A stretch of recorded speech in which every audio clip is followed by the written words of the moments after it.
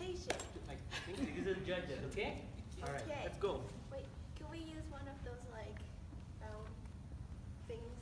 Sure, it's up to you.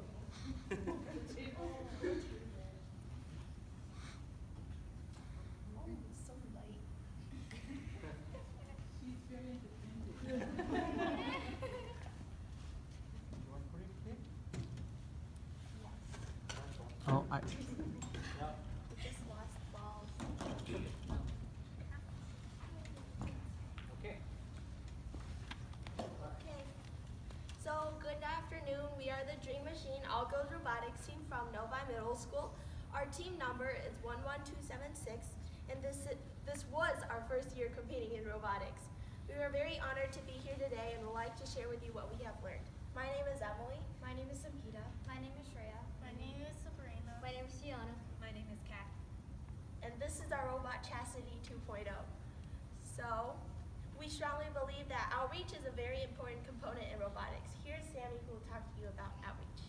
This year we did a number of outreaches like the Novi Public Library, Michigan Science Center, Panasonic, Girl Scouts, FLL Junior All Girls Robotics Team, Channel 4 TV station, and working with Techno Tadpoles, and another Girl Scouts.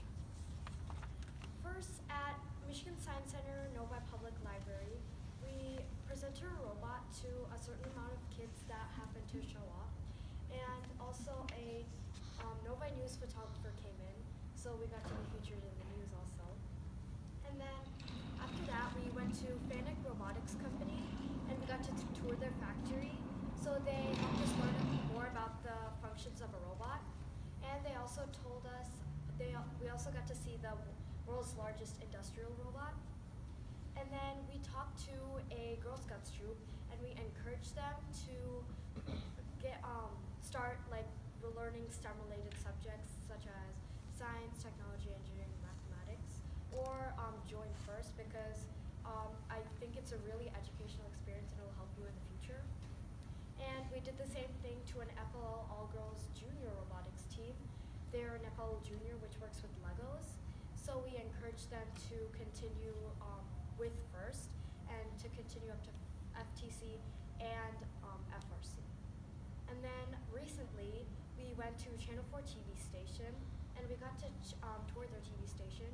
So we got to see a live show of what they were doing, and we got to see a little bit of how they program and code, and how it relates to our programming coding that we do in our robots. We also got to see some graphics that they got to do, and we got to work with that. And with that, at the Channel 4 TV station, we did that outreach with an FLL team called Techno Tadpoles, and we spread ideas with them and told them what they can improve and also what we can.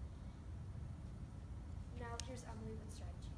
So, over the course of the season, we have made many changes in order to improve our robot. Our previous robot, named Chastity, from the first and second qualifier, consisted of 3 functions: the sweeper, which scored particles into the corner vortex, the gripper, which lifted up the cat ball, and lastly, our beacon presser, which pressed beacons. While discussing ideas for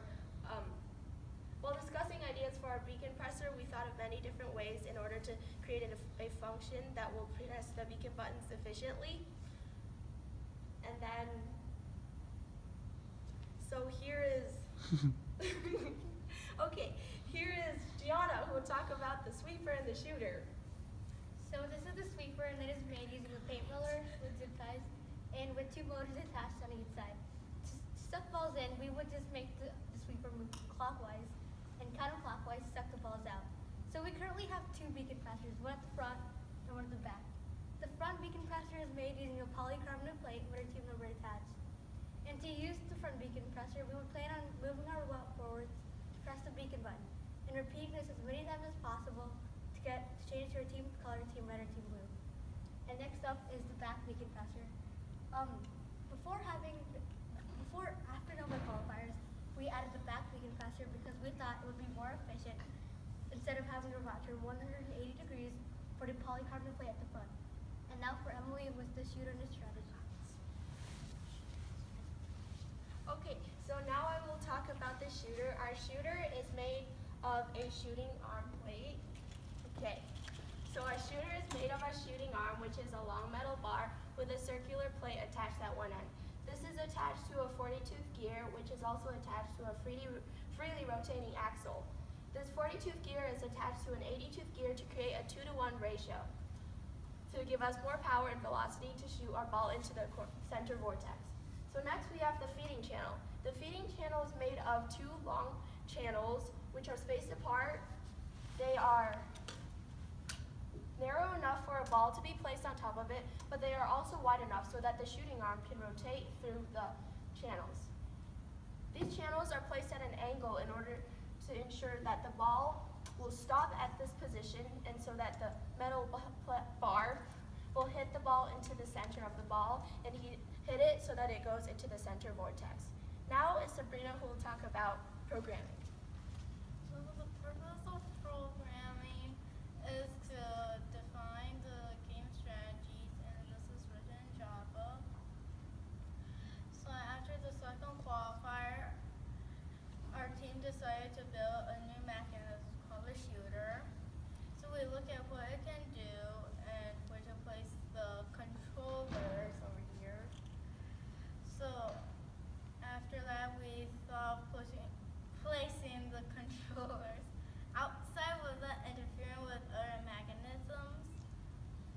And we put the battery at the bottom and the phone at the top. So for autonomous mode, we first measured the distance and the angle. And then we put it into a paper. After that, we enter it into the computer in Java. For manual mode, it's very simple, easy, because we're using the controllers to be in charge of the robot to move.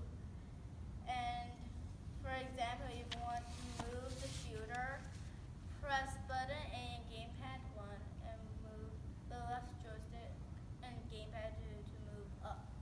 Now Kat is going to tell you more about control next. Control design's purpose in our robot is taking the functions of our robot that we want it to do and making the parts of our robot that we need to actually do those functions do them. So, for example, we looked at several different particle capturing methods. Some did not need any extra programming, like a dustpan idea. Some do need control, like the sweeper idea we eventually decided on. Considering the movement of our robot, we had to then design paths for our robot to follow using the functions that we previously made. So, adding on to what Emily said about strategy and what Sabrina said about auton mode, in our auton mode, our robot, it shoots 2 particles, well, 1 or 2 particles, depending on how many we have in our possession, into the center vortex, and then it can either push the cat ball out of the way and park partially on the center vortex, or park partially on the corner vortex.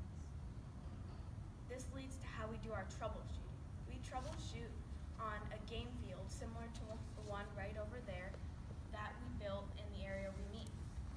During troubleshooting, if we encounter a problem, we might try switching the position of the robot, restarting the robot, or looking at the gears, depending on what the problem is.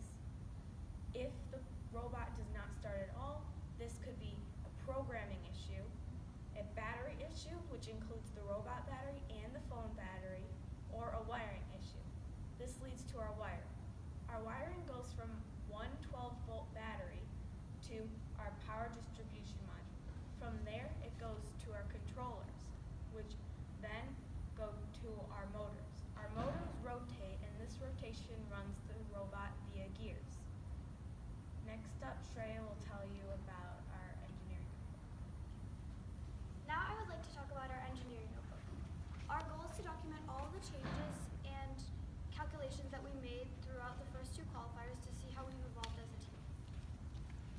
It is split into sections including team, strategy, meeting notes, preseason, programming, build, business, outreach, and an extra appendix section. The most important things to remember with these sections, starting with team, would be our overall team summary, which shows you how we for our strategy section, it would be our robot pathways and sketches for Auton, Teleop, which is driver control period, and Endgame. In our meeting notes section, you will find all of our tasks and accomplishments that we've recorded for you to see how we've evolved. And in our preseason section, you will find all of our thoughts and ideas from before the season or during the kickoff. In our programming section, you'll find JavaScripts for these 3 periods of the game and more robot pathways and sketches. And for our build section, you'll find more drawings and sketches of our robot for our chassis and attachments.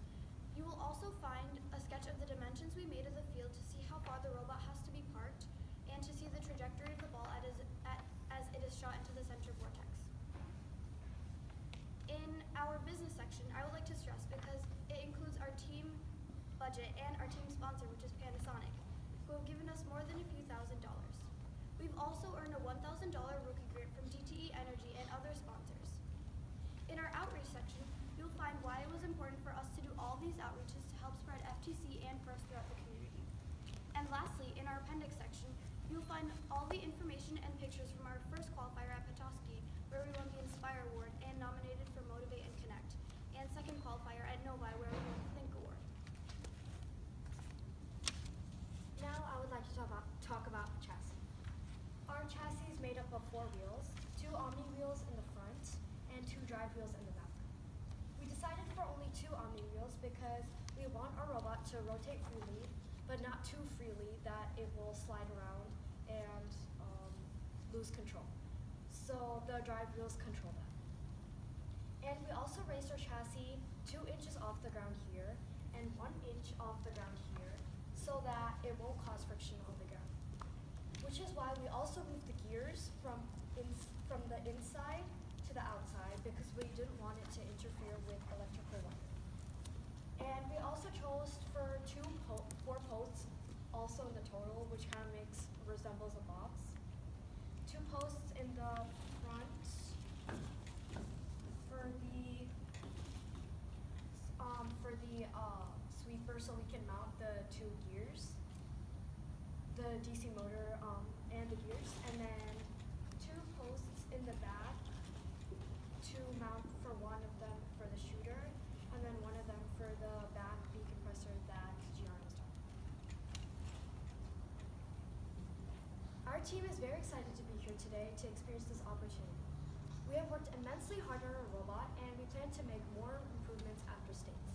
For example, right now we can only shoot particles in the autonomous period because we don't have a conveyor belt to feed up the balls so we can shoot it during driver control period.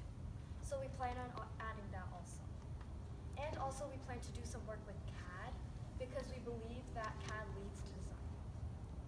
We would like to thank our mentors and coaches for believing in us that girls can do just as much as boys, if not more, by accomplishing what we've done this season. Also, a huge thanks to our Grand Platinum sponsor, Panasonic, because they have supported us throughout the season with materials and just brainstorming tools. Thank you for listening, and feel free to ask any questions.